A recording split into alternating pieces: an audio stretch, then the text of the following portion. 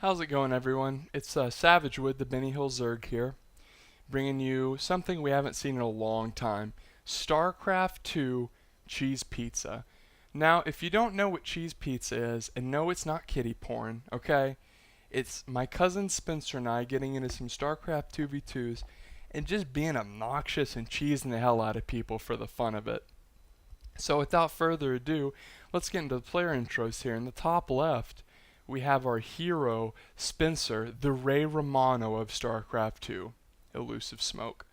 And in the bottom left, playing Protoss this time, is me, Savagewood, the Benny Hill Zerg. And inevitably, I'm going to refer to myself as me from time to time. I'm not going to refer to myself in third person the entire cast. So just be ready for this. Now, this is a very special episode of Cheese Pizza, and you might be asking yourself why. Why would you upload this one out of all the games? Usually, whenever I upload a game, there's a specific reason. It's like, oh, well, this one we did something really cool, or this is a particularly close game, or this was a, well executed build, or something entertaining. So what's special about this one? We're playing the ViViD clan. That's what's special about this one. ViViD, I think I've heard of that before, but I can't remember. Okay, I'll refresh your memory. ViViD is the name of the clan that was on the t-shirt of that guy at BlizzCon that everyone on our StarCraft got really mad about. So in the top right hand corner of the map we have ViViD Ray.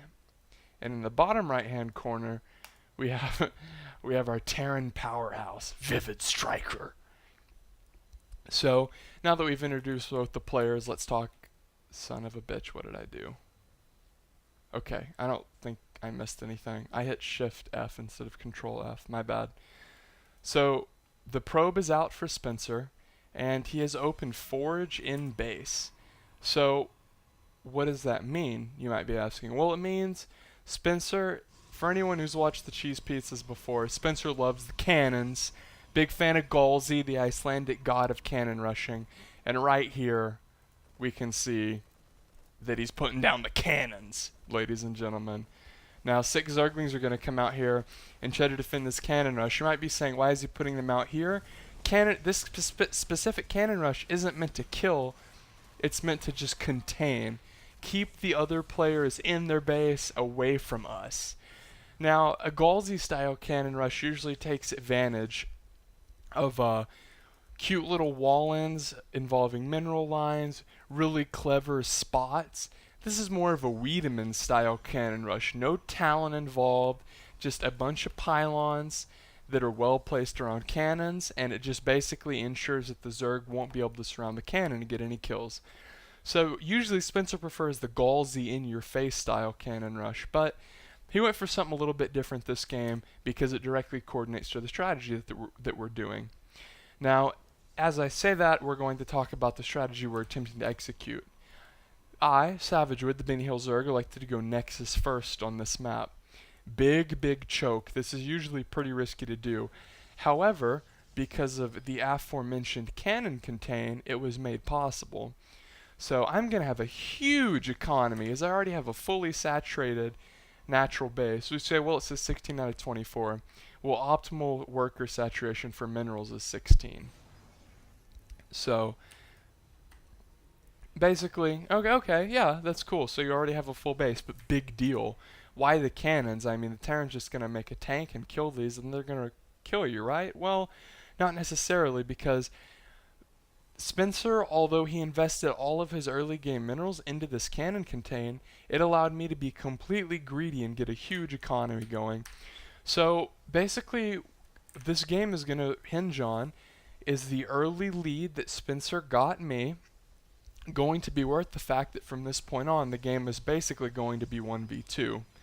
Now, back in the ViViD camp, we have a tank on the way. That means these cannons aren't long for this world. The Zerg has finally put down an expansion after having to commit early larvae and minerals to trying to kill the cannons, which he was unable to do.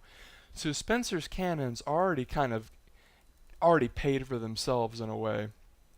So proxy pylon going down for me, as well as 7 gates. Now, I could do a lot of things with the immense amount of economy that I incurred in the early game. However, I'm going to be going for one of the most cutthroat, brutal attacks possible. This is a technique straight out of E.G. Huck's. E.G. Huck loves his warp gate all-ins. This is one of the ones he did many times when he played in the GSL, the 8 gate. Basically, it says, I'm not going to make any tech, I'm just going to get 2 quick saturated bases and make a hell of a lot of units and hit you right in the mouth. And if this attack doesn't kill you, I don't have any backup plan. There's no plan B. So if this doesn't work, I am boned. Now the cannons did fall right before the warp gate attack hit. So right now, this whole game depends on this all-in succeeding.